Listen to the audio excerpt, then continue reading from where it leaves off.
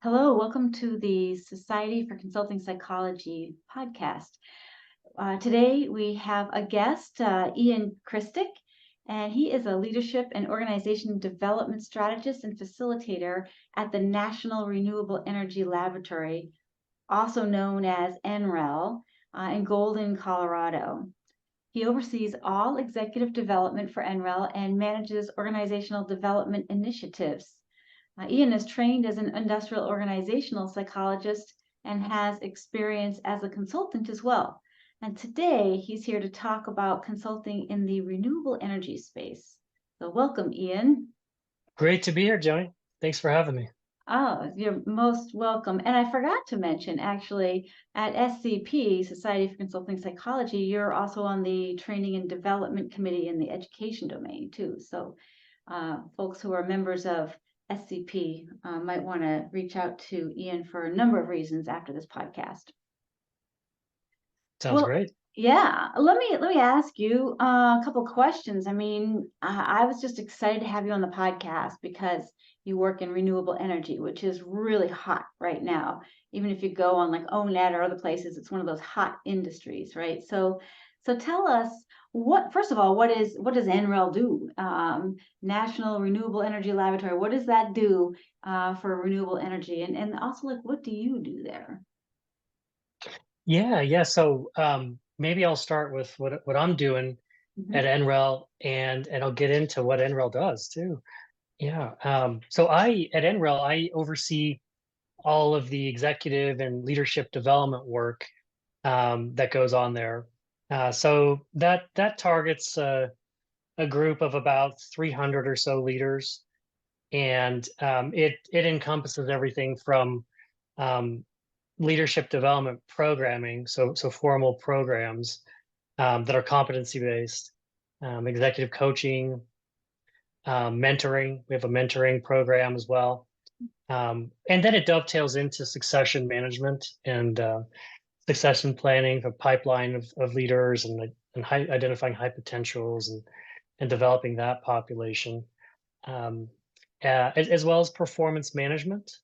And then on the OD, organization development side of the work at NREL, I'm involved in our planning, our strategic planning process for the laboratory, and some other areas like employee engagement and organizational culture work. We're doing diagnostic work around our culture, and then doing some culture shift work requiring a lot of change management. So that's keeping me busy, that's for sure, and my team. Can I interrupt you for just a sec, because it sounds like a lot of work for one person. So you did mention your team. Like, what is the size and scope, I mean, of your team and NREL in general?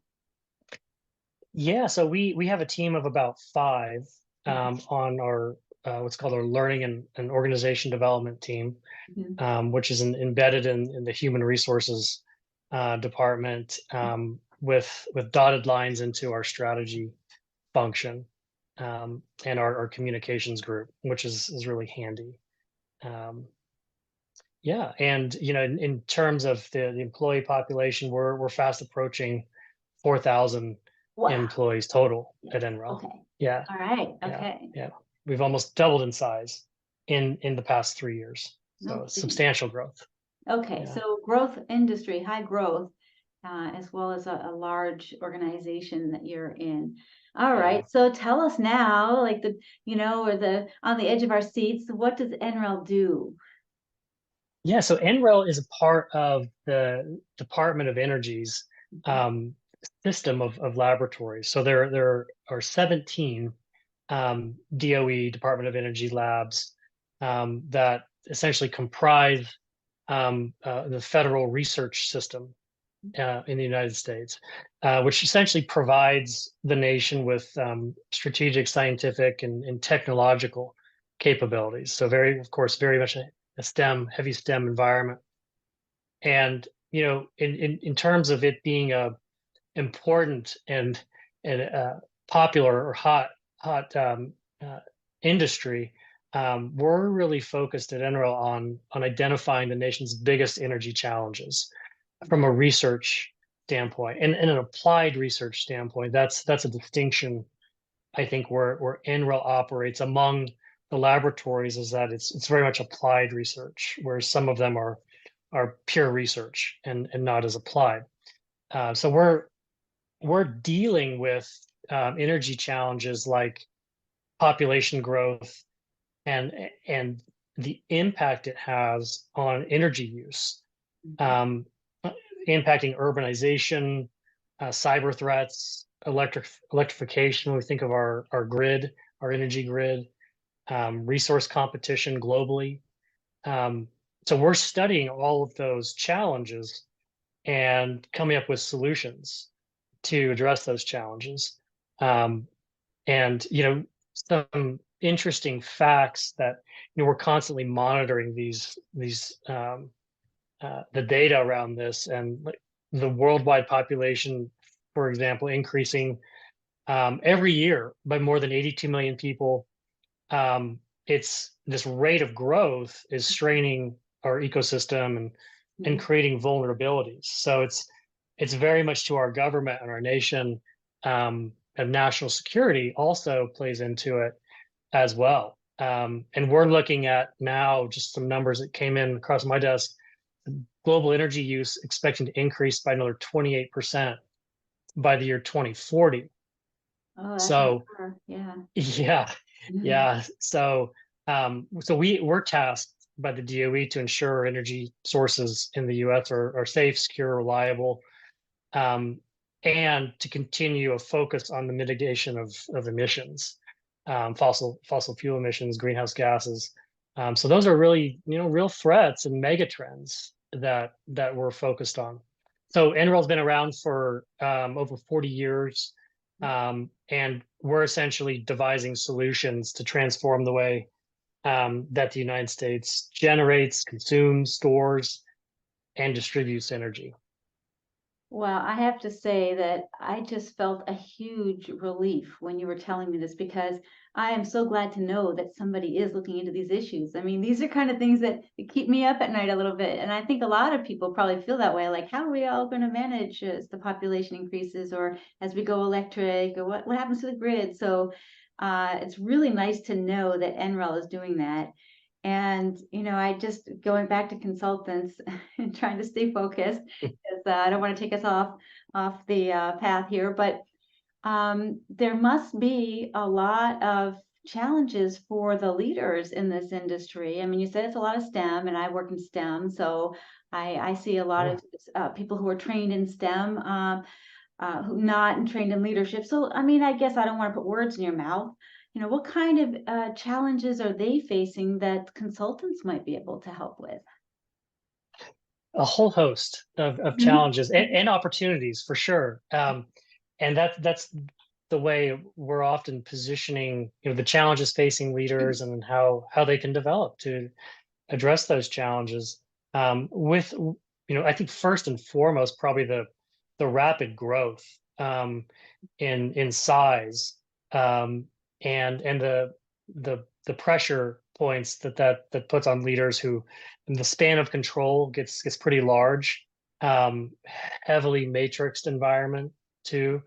Um, all challenges for leaders, and the need to develop capability skills, to address a larger span of control, work across boundaries in a matrixed environment. Those are some key challenges and developmental areas. And on the talent side of things too, big demand for talent, for scientists, researchers in the renewable area, and a lot of competition, among energy providers and big oil and gas, certainly ramping up renewable energy resources and capability. So big demand for those folks focused in those areas. So attracting that talent, in terms of talent acquisition, developing it, retaining it, and engaging really kind of best in class scientists and researchers who come to NREL from all over the world. Um, all leadership issues, and it's an environment where communication and collaboration is essential because most researchers and principal investigators that are kind of managerial senior researchers are working on multiple renewable energy projects and research and are all competing for funding, and yet working together. So there's this dynamic tension of competition and collaboration, and navigating that effectively requires a lot of interpersonal skill and um, working across boundaries. So Mhm. we're developing that in our leader population. Mhm. Really, really important. So it sounds like there's opportunity for consultants at all levels of individually working with people who have um, skills that could be improved in this environment in terms of communication and leadership and interpersonals, as well as teams. Right, you even said that they're cross-functional. That can be challenged, and then organizational level as well. Trying to figure out how to make all these well, how to help all these people collaborate in these different areas, as well as what kind of structure do you need to support them. One thing I want to make sure of, I was thinking about this, is that we're talking about all these challenges and all, but yet I know you were really excited to make a change and to go into renewable energy. And I know a lot of people who want to work in this space because it's cutting edge, it's saving the planet. So can you just say a couple of words about the excitement about working in renewable energy? Oh yeah, I mean, they're in terms of the mission space. So, Mhm. creating a clean energy future for the world is the vision of NREL, for example. Yeah. I mean, who can't get behind that, right? In terms of Yeah. motivation and passion, and that's what brought me to NREL. I had worked in the energy industry early in my career, in an internal role, very consultative, but internal at Devon Energy, which is a Fortune 500 oil and gas Mhm. company focused on exploring um, for fossil fuels, and then coming full circle on now working in the renewable space and clean energy, um, is really rewarding to see kind of both ends of it. Extracting fossil fuels and now really focusing on sustainable green renewable energy. It's really exciting to see the progression in the energy space over decades now, Mhm. um, and this is absolutely the future. So it's all cutting edge work, and the neat thing too, NREL being a quasi governmental entity, so it reports into the Department of Energy, but it has a lot of ability to work with the private sector, and so we're doing that too, and that's really exciting to work with other companies, um, and big technology, the big automakers, in terms of electric vehicles and batteries. So it's really an engaging environment, doing cutting edge research. So if you like STEM environment and consulting in a complex environment, as a consultant, it's extremely rewarding.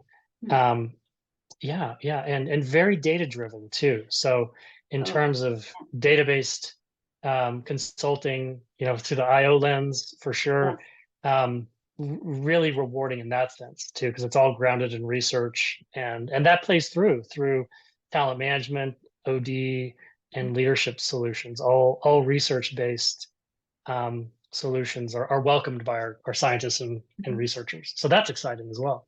Yeah. What Yeah. about barriers to entry for a consultant to go into renewable energy? I mean, are there certain kinds of, well, I don't know, data-driven practices or other kinds of knowledge that somebody would need to know to get into it? Yeah, there's a real demand for um, practitioners, consultants who have research methodology Mhm. training. So we have a lot of PhDs, and that's almost expected. It seems, even of course in the behavioral and social sciences. Mhm. Um, that is really looked favorably upon, to have that kind of to understand research and data, and be able to be facile with that and speak that language Mhm. is really important. I've come to learn interfacing with the other laboratories, the other 16 laboratories as well. We do a lot of peer-to-peer, like what's the best practice Mhm. in leadership and OD that another lab is doing, and sharing what's working, what's not working. And a lot of my peers have similar backgrounds as well. So it seems to be an entry point is to have that kind of more advanced training. Okay. Yeah. Interesting. Anything else that you can think of? I mean, did you need to have a technical background to get into it, or mostly knowing your field of expertise was sufficient? Yeah. Primarily my background, I mean, I think it helped working in energy before. Mhm. Um, but that didn't seem to be a barrier. I think it helps to have maybe some clients, if you're a consultant, that are in the energy space. And now even, oil and gas is invested heavily in renewable energy as well. So there's not really an either or, big oil or renewable energy. The two go hand in hand typically. And so that opens up a lot of opportunities for consultants who've consulted, say, to oil and gas in the past, maybe haven't worked in renewable energy as much. Um, I think that kind of consulting background and clientele will help um, to get into the renewable energy space. Well, that sounds actually really nice. It's not like healthcare or something where people usually say, "Oh, you have to have all this experience in healthcare to stay in there." But having some would be helpful. But having a high level of knowledge and research background sounds like it would also be somewhere a point of entry. Can you think Right. of anything else that consultants might want to know about before thinking about going into renewable energy, or if they want to, what would be a next step for them? You know, there's so much, even in the popular press, of course, around climate change and Mhm. renewable energy, and just staying abreast of the trends um, in the popular press is really helpful. It gets so much coverage, as I think you alluded to at the beginning. Yeah. That so it's a hot renewable energy is very very hot energy area of focus. So yeah, staying abreast of developments and investments by the government in renewable energy, because there's a lot of it, and as well as even outside of the government arena, startups, wind turbines and solar panel startups. Um, that's a really exciting entry point. Not where I'm focused, working in a quasi governmental entity, but in industry, those startups are doing some really exciting things. So that's another avenue Mhm. for consultants who like that kind of new entity startup environment, Mhm. with fast growing, that are focused on renewable energy.